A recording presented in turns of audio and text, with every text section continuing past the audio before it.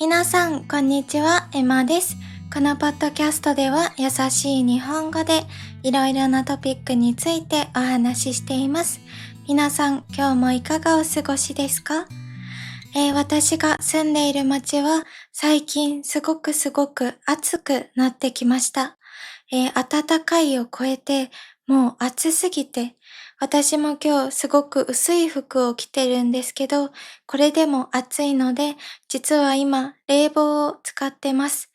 もしかすると風の音が入ってるかもしれないんですけど、もう暑すぎて我慢できないので、今日はこれで動画を撮っていきますね。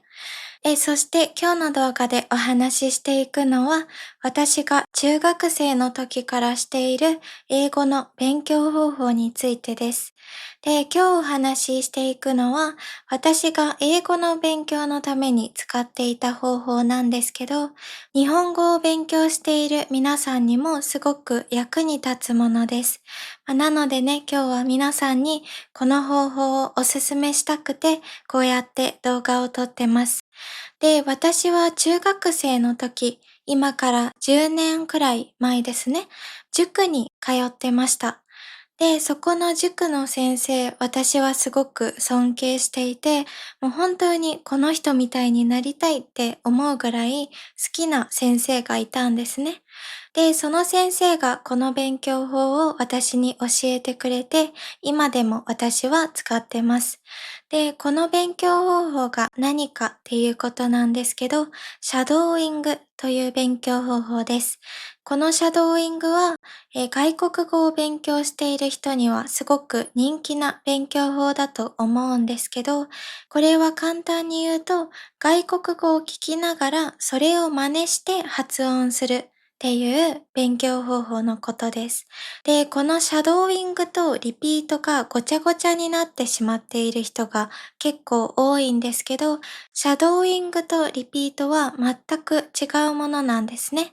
リピートっていうのは、例えば、私は今日コストコに行きました。この文章があって、この文章全部最後の行きましたまで聞いてから、それを思い出して発音するっていうのが、リピートなんですけど、シャドーイングっていうのは全く同時にすぐ後を追いかける感じで、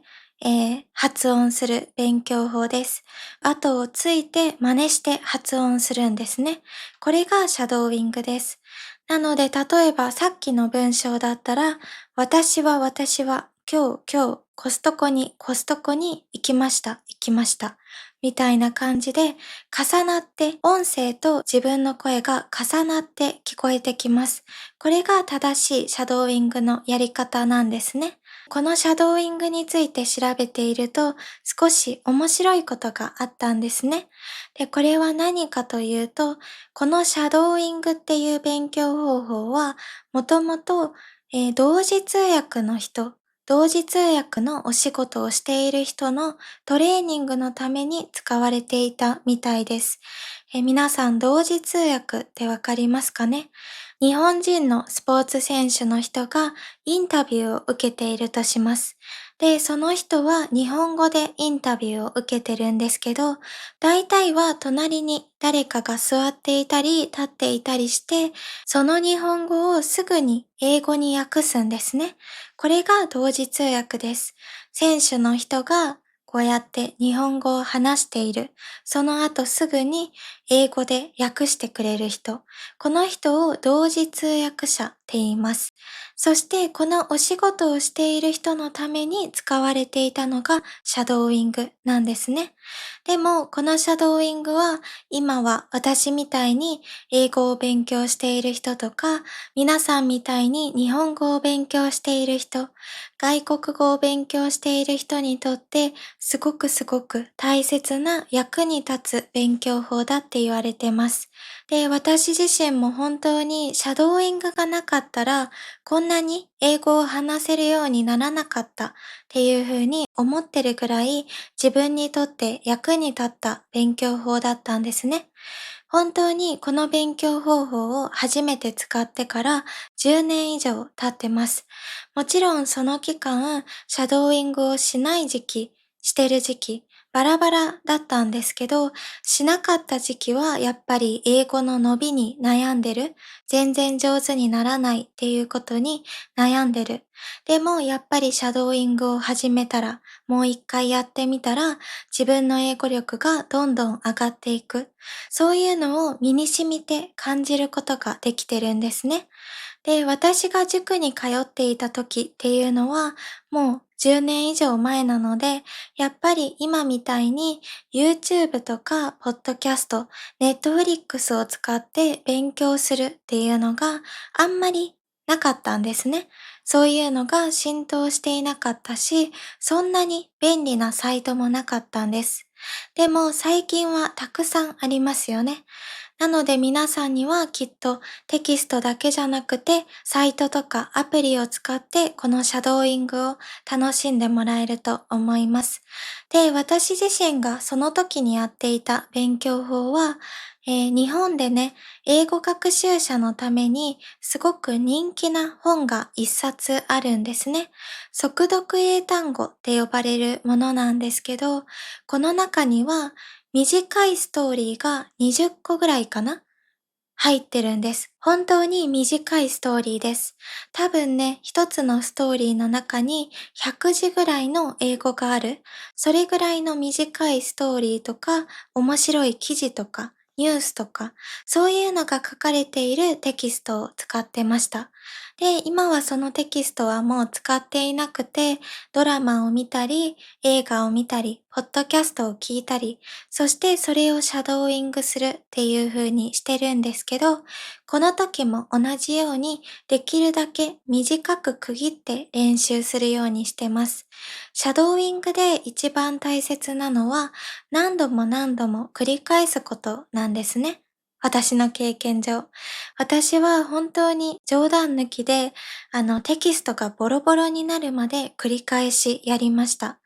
やっぱり1回2回同じストーリーをシャドーイングしたぐらいでは上手にならなかったんですね、私は。真似をしてるつもりでもあんまり真似ができてない。同じように話せてないなっていう風に思ったり、イントネーションもなんか違う気がする。なので本当に何十回も聞いて、何十回も真似して、何十回も同じストーリーをリズム、イントネーションすべて合わせるつもりで取り掛かる。もう全部声に出すんです。声に出すっていうこともすごく大切。もちろんね、頭の中で理解するっていうことも大事だけど、声に出して口を動かすことで、体が英語に慣れてくれるので、それが私的には役に立ったなって思ってます。それに自分がそうやって声に出すことで、自分の耳に入ってくるので、これはね、本当に大切なことです。まあもちろんね、初めはシャドーイングをしながら声に出す、一人で部屋の中でブツブツ話すっていうことに、抵抗がある、ちょっと恥ずかしいなって思ったりする人もいると思います。実際に私もそうでした。私は実家に住んでいて、隣の部屋がお兄ちゃんがいたんですね。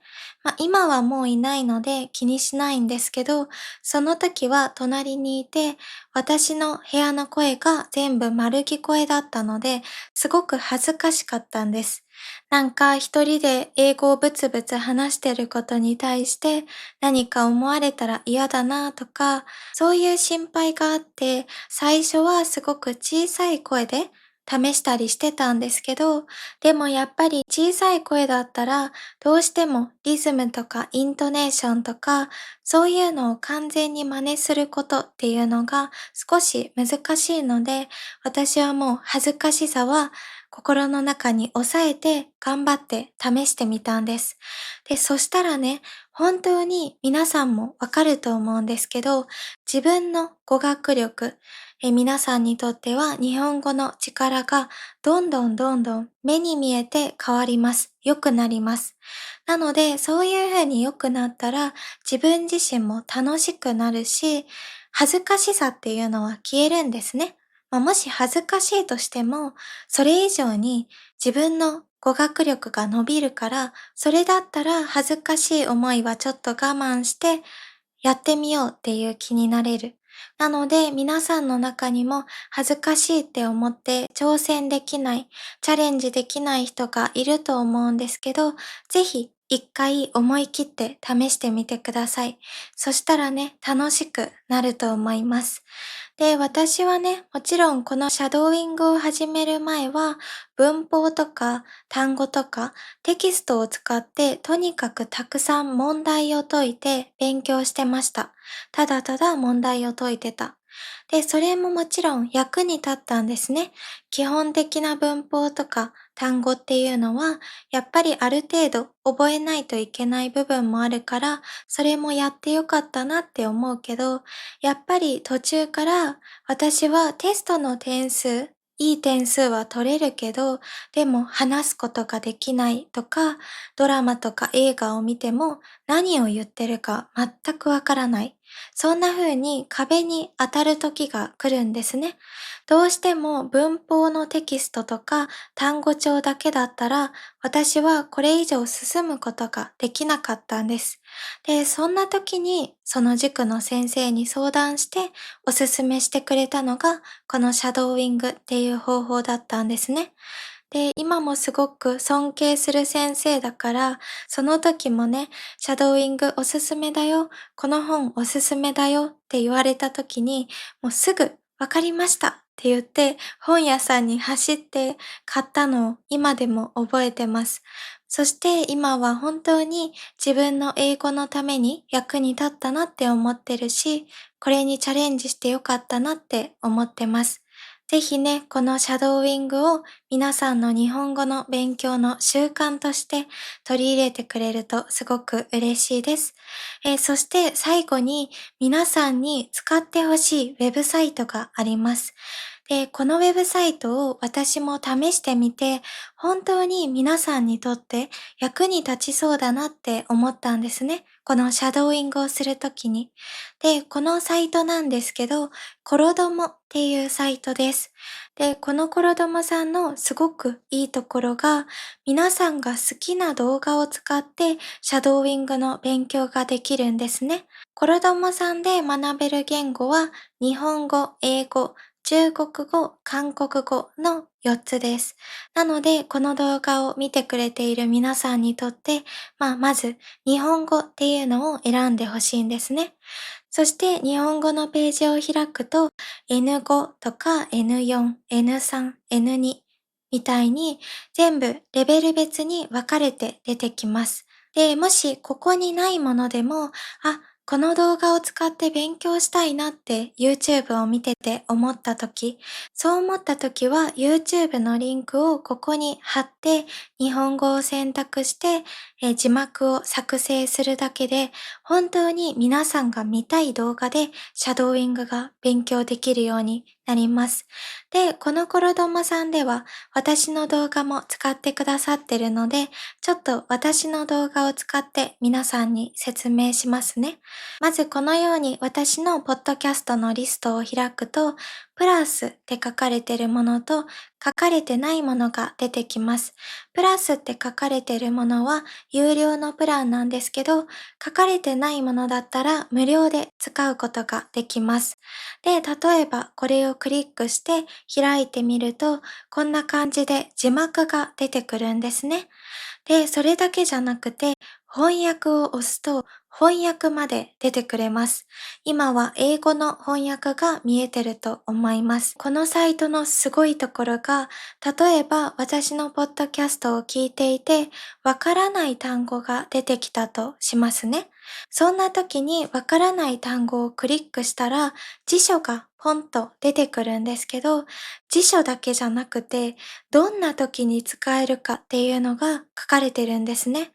で、私が英語を勉強している時にも思うんですけど、正直、なんか、英語を日本語に訳しただけだったら覚えづらいんですね。結局、どういう時に使うのかわからないし、全然覚えることができない。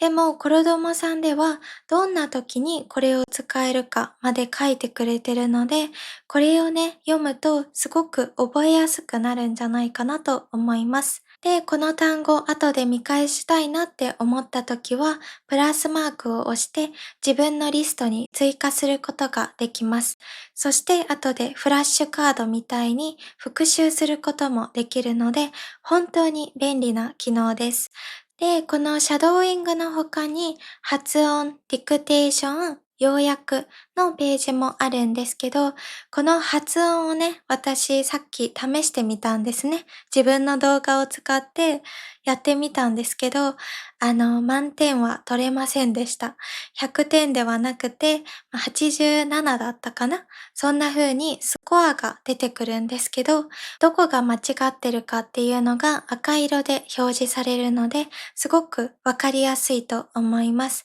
なのでね、シャドーイングをした後に自分の発音を確かめたい人は、ぜひこれを使ってみてください。で、他にも要約のページを見たら、大切な文法とか、その動画でよく使われているボキャブラリー、語彙も見ることができるので、ぜひ一度使ってみてほしいなと思います。で、他にもコロドモさんにはすごく素敵な機能、すごく役に立つ機能がたくさんあるので、ぜひ一度皆さんサイトに行ってみて、自分の目で確かめてくれたら嬉しいです。皆さんの日本語の勉強がもっともっと効率的にできるようになると思います。では皆さん、今日はこんな感じで、私が実際に中学生の時からしている外国語の勉強方法、シャドーイングについてお話ししてみました。いかがでしたか？楽しんでいただけましたかね？今日お話しした勉強方法を使って、これからも日本語の勉強を一緒に頑張っていってくれると嬉しいです。では皆さん、今日の動画もいいなと思ってくれた方は、高評価、コメント、そしてチャンネル登録もお待ちしております。今日もここまで見てくれて本当にありがとうございました。また次回のポッドキャストでお会いしましょう。今日もいい一日をお過ごしください。じゃあね。